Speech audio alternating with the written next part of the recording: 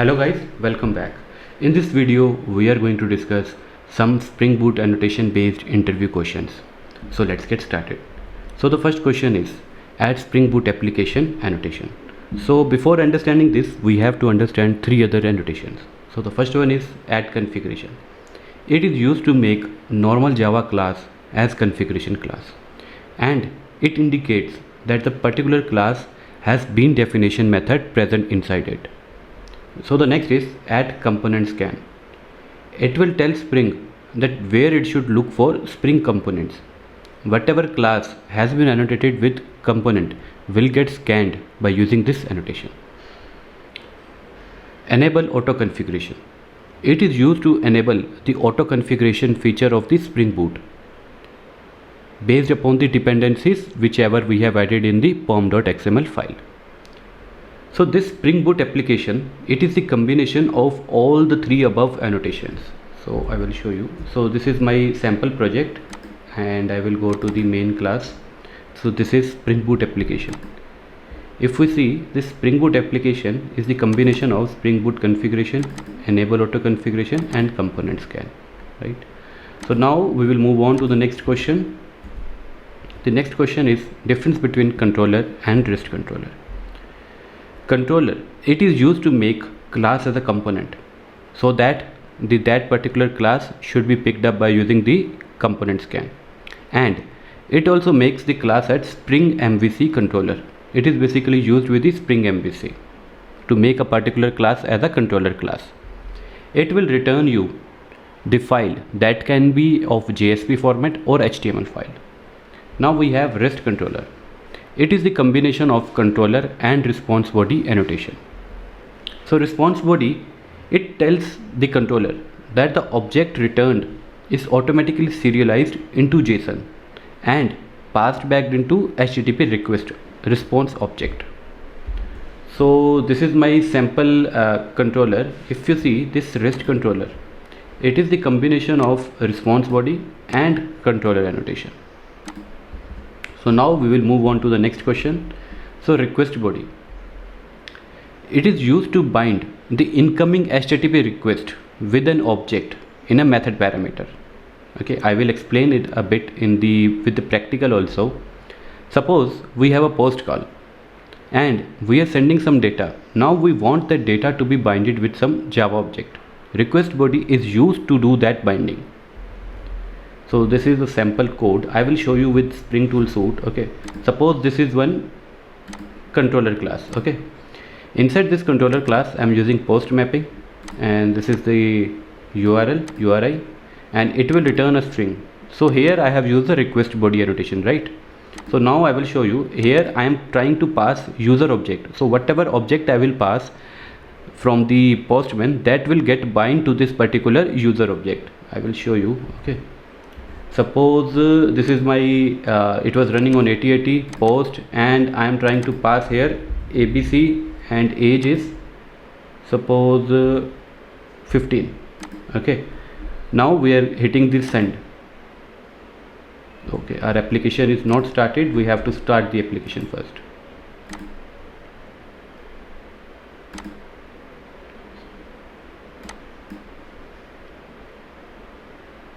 Yeah, the application got started and it is running on port 8080. Okay, now we will just click on send. If you see, it is giving us hello ABC, and we are using here user.getName. So this is the use of using the RequestBody annotation, that it will bind the incoming request with the particular Java object. Now the next question. So the next question is difference between request param versus the path variable. So request param and path variable, both are basically used to extract the value from the URI, but they are a bit different and confusing. So that is why it becomes the most favorite question of the interviewer. So request param, it is basically used to extract the value from query parameter, and it is optional. We can skip this. So what is query parameter? That I will tell. So suppose we have something like this. We have a get method, get mapping, and this is request param we are using, right, and string ID. So after this question mark, I mean query param basically means after this question, wherever we are using this question mark, that means it's a query param. After this, whatever value we are passing, like this id, this name should be here, string id, and whatever value we are passing, we want that value to be in this variable. Okay, and we will return this. So I will show you with the practical as well. So this is my request param, right? So this is query annotation. I have used this get query, and I am trying to read this value of id. So now we will go to Chrome. So this is the Chrome. Okay, localhost. Okay, let me check what was the, yeah, it is get query. Okay, and we want to pass id equal to 101. If you see, it is returning 101. So here it is checking that do we have the id in this or not. Yes, we have. Then whatever the value is there, that we want that value, and we got that value and we are returning it. Okay, so this is about the request param. So now the next question is path variable. Okay, so the path variable, it is basically used to extract the value from the URI path, and it is mandatory field. So URI path basically means is, okay, suppose after this get we are slash and we are passing the value, we want this particular value. This is not a query, because in query we use question mark, right? Here we are just giving the value and we want this value. So for that we will use the path variable. I will show you. Okay, so this is the path variable, and here in the mapping we have to define this, like curly braces and whatever the key we are giving. So this key and this key, I mean this should be same. If it is different, then it will give you an exception. So here we are using path variable, that whatever value I am passing here in id, that value I want in my method parameter. So for that we use the path variable. Okay, now I will show you. We are taking this get path, and we need 202. If you see, it is returning the 202. So here it is return id, right? So now we will move on to the next question. So the next question is use of @value annotation. It is basically used to read the value from the application.property file. Suppose in application.properties file we have something like name is equal to abc, and this value now I want in the Java class. So how we can do it? We can do this by using the @value annotation. Okay, and suppose this is my application.property file. Here I have added name is equal to, I will give,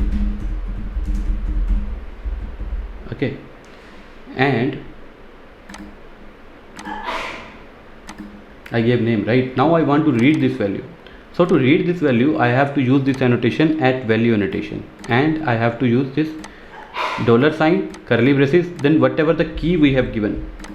So this is the key, right? This key we have given in the properties file. So that, and we want to, whatever value we get, we want to assign it to a particular variable, and then I will try to return that value. So I will show you by running the program.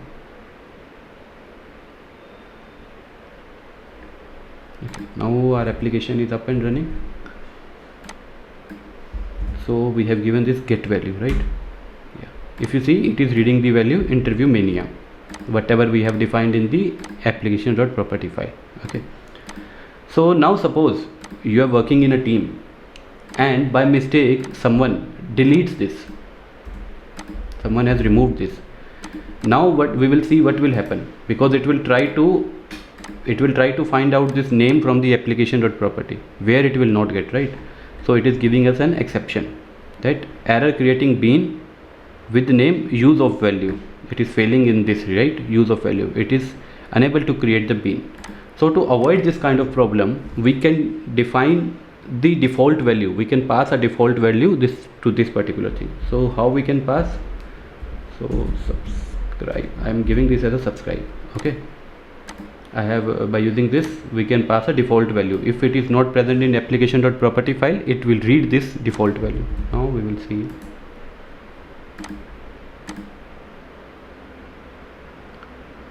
So our application is up and running, and this name is not defined in the Spring application.properties. Okay, now we will run this.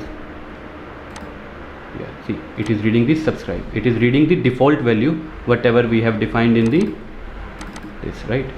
So in this video, this much only. If you liked my video, please subscribe to my channel. In the upcoming video, I will bring some more questions like what is the use of scope and how many type of scope are there, how can we change the scope of an bean, then what is the use of qualified annotation. So these all things are going to come. So please subscribe, share the video. Thank you.